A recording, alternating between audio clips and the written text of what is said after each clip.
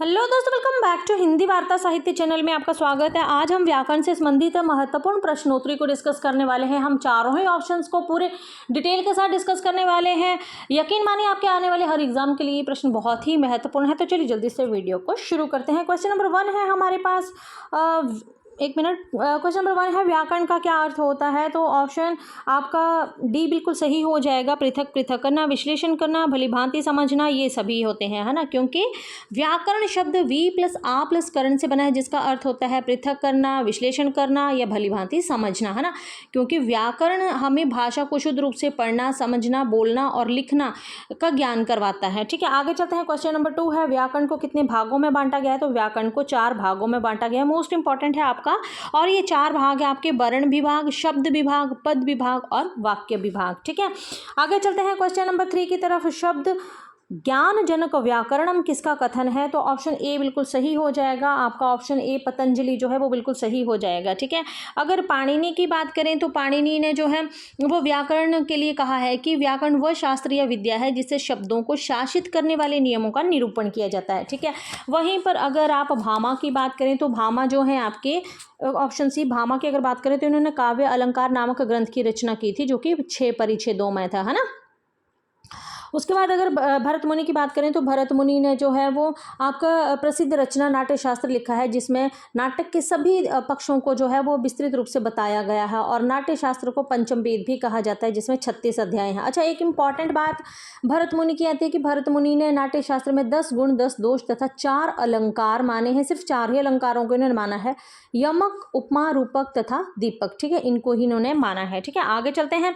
किसने कहा है व्याकरण वह शास्त्र जिसे वह शास्त्रीय विद्या है जिसे शब्दों को शासित करने वाले नियमों का निरूपण हो? तो ऑप्शन डी पाणिनि बिल्कुल सही हो जाएगा। हम ऊपर ही डिस्कस करके आए हैं। ठीक है, हमने पतंजलि की बात कर ली है, भरत मुनि की बात कर ली है, दंडी रहते हैं तो दंडी की बात भी हम कर लेते हैं कि दंडी जो है ये अलंकार संप्रदाय से संबंधित हैं तथा काव्य दर्श नामक इन्होंने एक ग्रंथ लिखा था, जो कि मोस्ट इंपॉर्टेंट है ना। दंडी की एक बात बहुत इंपॉर्टेंट है कि दंडी प्रथम आचार्य हैं जिन्होंने वैदर्भी तथा गौड़ी रीति के परस्पर अंतर को स्पष्ट किया था तथा इसका संबंध गुण से स्थापित किया था। ठीक है, तो ये प्रथम आचार्य माने जाते हैं जिनमें वैदर्भी और गौड़ी रीति को जो है परस्पर उसके अंतर को स्पष्ट करके इसका संबंध गुण से स्थापित कर दिया था। ठीक है, आगे चलते हैं क्वेश्चन नंबर 5 की तरफ। व्याकरण को शब्दानुशासन किसने कहा है? तो ऑप्शन सी पतंजलि बिल्कुल सही हो जाएगा। ठीक है, बाकी हम पीछे बात करके आ गए हैं। अगर हम रुद्रट की बात करें तो आपके जो रुद्रट आते हैं, रुद्रट ने ग्रंथ लिखा है काव्य अलंकार, जो कि 16 अध्यायों में है तथा कुल 734 उसमें श्लोक हैं। अच्छा, इनकी भी एक बड़ी विशेषता है आपके रुद्रट की कि इन्होंने सबसे पहले वैज्ञानिक ढंग से मतलब अलंकारों को 4 वर्गों में बांटा था: वास्तविक, औपम्य, अतिशय और शलेष, है ना। तो इन 4 मतलब इन 4 वर्गों में जो है वो वैज्ञानिक ढंग से अलंकारों को सबसे पहले आपके रुद्रट ने जो था वो बांटा था। ठीक है, उसके बाद पाणिनि की बात, भरत मुनि, इन सब की बात हम पीछे करके आ गए हैं। ठीक है, क्वेश्चन नंबर 6 की बात करते हैं। अच्छी हिंदी नामक पुस्तक किसने लिखी है? तो ऑप्शन बी रामचंद्र वर्मा बिल्कुल सही हो जाएगा। ठीक है, आचार्य रामचंद्र शुक्ल की बात करें तो इन्होंने हिंदी साहित्य का इतिहास लिखा था। ठीक है, और राम कुमार वर्मा की बात करें तो इन्होंने हिंदी साहित्य का आलोचनात्मक इतिहास लिखा था। ठीक है, और अगर आप महावीर प्रसाद द्विवेदी की जब बात करते हैं ना हम, तो महावीर प्रसाद द्विवेदी की एक बात जो है मैं आपको बताऊं कि इन्होंने भाषा और व्याकरण नामक एक लेख लिखा था आपके महावीर प्रसाद द्विवेदी ने। ठीक है, आगे चलते हैं क्वेश्चन नंबर 7 की तरफ। व्याकरण वह सारथी है जो भाषा रूपी रथ का संचालन करता है, किसने कहा है? तो आपका ऑप्शन सी सीताराम चतुर्वेदी बिल्कुल सही हो जाएगा। ठीक है, उसके बाद रामचंद्र वर्मा की हमने बात कर ली है कि आपके जो मतलब ये रामचंद्र वर्मा है, इन्होंने अच्छी हिंदी नामक पुस्तक लिखी थी। ठीक है, कामता प्रसाद गुरु की बात करें तो कामता प्रसाद गुरु ने हिंदी व्याकरण लिखा था। ठीक है, हिंदी व्याकरण इन्होंने लिखा था ना। और उसके बाद अगर आचार्य रामचंद्र शुक्ल की बात करें तो इन्होंने हिंदी साहित्य का इतिहास लिखा था। उसके बाद आगे चलते हैं क्वेश्चन नंबर 8 की तरफ। खड़ी बोली का पहला व्याकरण किसने लिखा है? तो खड़ी बोली का पहला व्याकरण आपका जो है वो जोहानस जोजुआ कैदलियर ने लिखा है। ठीक है, जोहानस जोजुआ कैदलियर ने लिखा है। ठीक है, और ये जो थे ना, ये ईस्ट इंडिया कंपनी के एक कर्मचारी थे। ठीक है, 1715 ईस्वी में इन्होंने ये व्याकरण लिखा था खड़ी बोली में, ठीक है। मिर्जा खां की बात करें तो इन्होंने ब्रज भाषा व्याकरण नामक पुस्तक लिखी थी, ठीक है। अगर कामता प्रसाद गुरु की बात करें हम, तो जो आपके कामता प्रसाद गुरु आते हैं तो हम पूछे वैसे बात करके आए कि इन्होंने हिंदी व्याकरण लिखा है ना। और जॉन गिलक्रिस्ट की बात करें तो जॉन गिलक्रिस्ट, पहले तो मैं आपको बता दूं कि जॉन गिलक्रिस्ट जो है इनका पूरा नाम जो है वो जॉन वार्थविक गिलक्राइस्ट था, ठीक है। इनका नाम कई बार पूछ लिया जाता है। एक और कन्फ्यूज़न यहाँ पे बहुत रहती है कि एक आपके जॉन वर्थ, मतलब ये जॉन गिलक्राइस्ट आते हैं ना, ठीक है, एक आपके जॉर्ज ग्रियर्सन भी आते हैं, तो मतलब इसमें ना थोड़ा सा कन्फ्यूज़न रहता है। मैं आपको बता दूं ये दोनों ही अलग अलग है। जो आपके गिलक्राइस्ट हैं इनका पूरा नाम है जॉन वार्थविक गिलक्राइस्ट, ठीक है। और जो आपके जॉर्ज ग्रियर्सन हैं इन्होंने भारतीय भाषा सर्वेक्षण नाम से एक जो है वो ग्रंथ लिखा था, ठीक है। इनका जन्म 7 जनवरी 1851 को हुआ था, जबकि आपके गिलक्राइस्ट का जो जन्म है, तो गिलक्राइस्ट का जन्म जो है वो इनका हुआ था 1759 में, ठीक है। तो ये दोनों ही अलग अलग हैं, ठीक है। फिर हम बात कर रहे थे गिलक्राइस्ट की, तो इन्होंने कुल 19 ग्रंथों की रचना की है ना। इनकी मतलब एक प्रमुख कृति आती है a dictionary of English and Hindustani grammar. और उसके बाद अगर बात करें गिलक्राइस्ट की, तो इन्होंने खड़ी बोली की 3 शैलियाँ मानी थी, दरबारी या फारसी शैली, हिंदुस्तानी शैली या हिंदवी शैली, है ना। और मतलब जो इनकी हिंदुस्तानी शैली है गिलक्राइस्ट को वो सबसे अधिक प्रिय थी। इसे way the grand popular speech of Hindustan के नाम से भी पुकारते थे। मतलब और भी बहुत से फैक्ट इनके, बट फिर भी थोड़ा सा हमने इसको डिस्कस कर लिया है, ठीक है। आगे चलते हैं। अंग्रेजी पद्धति पर हिंदी का पहला व्याकरण किसने लिखा है? तो अंग्रेजी पद्धति पर हिंदी का सबसे पहला व्याकरण जो है आपका जॉन गिलक्रिस्ट ने लिखा था, जो कि अभी हम बात करके ही उसकी आए हैं ऊपर। तो इनका जो ग्रामर था a grammar of the Hindustani language, ठीक है, ये लिखा था इन्होंने। और इसकी विशेषता क्या थी कि इसमें हिंदी उर्दू रेखता और हिंदुस्तानी को समानार्थी इन्होंने माना था, है ना। आगे चलते हैं क्वेश्चन नंबर 10 की तरफ। भाषा तत्वबोधिनी किसकी रचना है? अच्छा, इसके ऊपर हमारी जो है वो ऑप्शंस रहती हैं, ठीक है। हाँ, ऑप्शन बी कामता प्रसाद गुरु की हमने बात की है, तो कामता प्रसाद गुरु ने हिंदी व्याकरण लिखा है। श्री लाल शुक्ल की बात करें तो श्री लाल शुक्ल की बात करें तो इन्होंने भाषा चंद्रोदय लिखा है, ठीक है। रामचंद्र वर्मा की बात करें तो रामचंद्र वर्मा ने जो अच्छी हिंदी नामक एक पुस्तक लिखी है ना।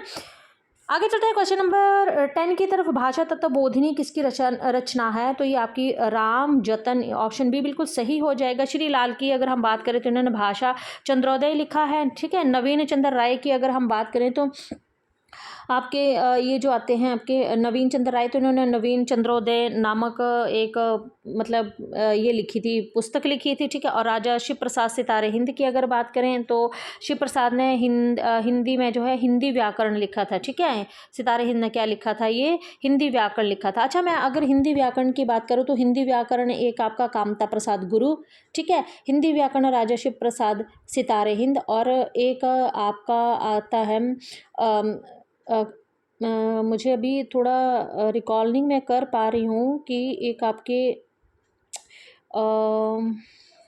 1 मिनट मुझे, बिल्कुल अयोध्या प्रसाद खत्री ने लिखा था, ठीक है। तीनों को हो गया है, ठीक है। फिर से बोल देती हूँ। कामता प्रसाद गुरु ने हिंदी व्याकरण लिखा है, आपका राजा शिव प्रसाद सितारे हिंद ने हिंदी व्याकरण लिखा है, आपके बाबू अयोध्या प्रसाद खत्री ने हिंदी व्याकरण लिखा है, ठीक है। तो ये आपके जो हैं इन तीनों ने जो है वो हिंदी व्याकरण लिखा है, ठीक है। आगे चलते हैं। हमारा क्वेश्चन है भाषा और व्याकरण नामक लेख किसने लिखा है? तो हमने पीछे डिस्कस कर लिया है कि महावीर प्रसाद द्विवेदी ने लिखा है। आचार्य शुक्ल ने हिंदी साहित्य के इतिहास लिखा है। कामता प्रसाद गुरु ने हिंदी व्याकरण लिखा है, जबकि आरेंद्र शर्मा जो आपके आते हैं, तो आरेंद्र शर्मा ने लिखा है आधुनिक हिंदी का व्याकरण, ठीक है। आधुनिक हिंदी का व्याकरण लिखा है इन्होंने, ठीक है। आगे चलते हैं क्वेश्चन नंबर 12 की तरफ। कामता प्रसाद गुरु का हिंदी व्याकरण किस वर्ष प्रकाशित किया गया था? तो मैं आपको बता दूं ये 1920 में, ऑप्शन सी बिल्कुल सही हो जाएगा। 1920 में कामता प्रसाद गुरु का हिंदी व्याकरण जो था ये प्रकाशित किया गया था। कहाँ से? नागरी प्रचारिणी सभा से इसको प्रकाशित करवाया गया था, है ना।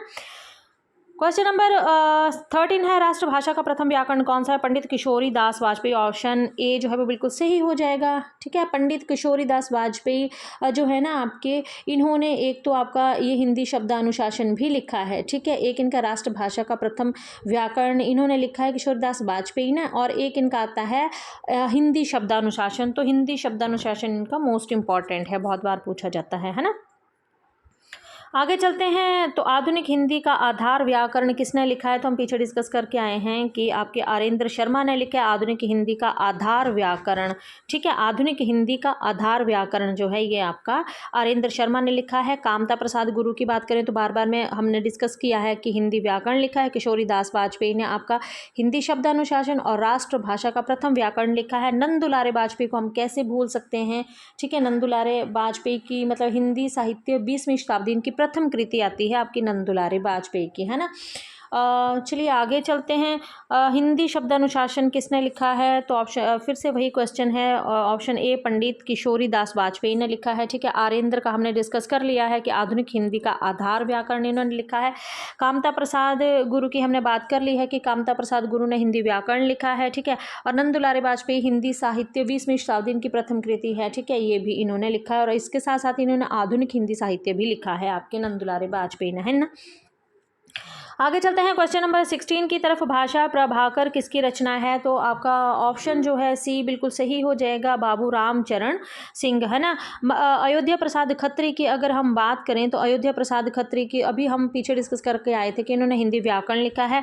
ठीक है, और अगर हम राम जतन की बात करें, क्योंकि हमने ये पीछे भी डिस्कस किया है, आपका राम जतन जो हैं तो इनका जो है इनका था भाषा तत्वबोधिनी जो आपके राम जतन ने लिखा। महावीर प्रसाद द्विवेदी का भी अभी हम पीछे ही डिस्कस करके आए हैं। ठीक है, महावीर प्रसाद द्विवेदी का जो अभी हम भाषा और व्याकरण लेख। ठीक है, तो आगे चलते हैं हम। भाषा चंद्रोदय किसकी रचना है? तो ये जो है आपका ऑप्शन ए बिल्कुल सही हो जाएगा, श्री लाल का। ठीक है, भाषा चंद्रोदय ये बिहार के हैं श्री लाल ना, इन्होंने जो लिखा था भाषा चंद्रोदय लिखा था। ठीक है, नंद दुलारे वाजपेयी की हमने बात कर ली है कि नंद दुलारे वाजपेयी ने जो है हिंदी साहित्य 20वीं शताब्दी लिखा, जो कि इनकी प्रथम कृति है। कामता प्रसाद गुरु की हमने बात कर ली है, कामता प्रसाद गुरु ने हिंदी व्याकरण लिखा है। ठीक है, और वहीं पर आरेंद्र की बात कर लिए, आधुनिक हिंदी का आधार व्याकरण जो है आपके आरेंद्र ने लिखा है। ठीक है, हिंदी कौमुदी किसकी रचना है? तो ऑप्शन सी बिल्कुल सही हो जाएगा, पंडित अंबिका दत्त प्रसाद वाजपेयी का है। ठीक है, और श्री लाल ने तो हमने बहुत बार कर लिया डिस्कस की, इन्होंने भाषा चंद्रोदय लिखा है। कामता प्रसाद का हिंदी व्याकरण आपका कामता प्रसाद ने लिखा है। राजा शिव प्रसाद सितारे हिंद ने हिंदी व्याकरण लिखा है, साथ ही आपका बाबू अयोध्या प्रसाद खत्री ने हिंदी व्याकरण लिखा है। इन तीन ने लिखा है। नंद दुलारे वाजपेयी ने हिंदी साहित्य 20वीं शताब्दी लिखा है। ठीक है, बार बार ये क्वेश्चन डिस्कस हो रहे हैं। 19 क्वेश्चन है, भाषा के शुद्ध रूप का ज्ञान कराते उसे क्या कहते हैं? ऑब्वियस है, उसे हम व्याकरण ही कहते हैं। ठीक है, आगे चलते हैं। क्वेश्चन नंबर 20 है, व्याकरण में साधु शब्द का ज्ञान होता है, किसका कथन है? तो ये आपका जो है ऑप्शन बी पतंजलि जो है वो बिल्कुल सही हो जाएगा। तो आज हम 20 क्वेश्चन तक ही डिस्कस करेंगे। वीडियो पसंद आए तो वीडियो को लाइक ज़रूर कीजिएगा। मिलते हैं नेक्स्ट टॉपिक पर, तब तक के लिए बाय बाय।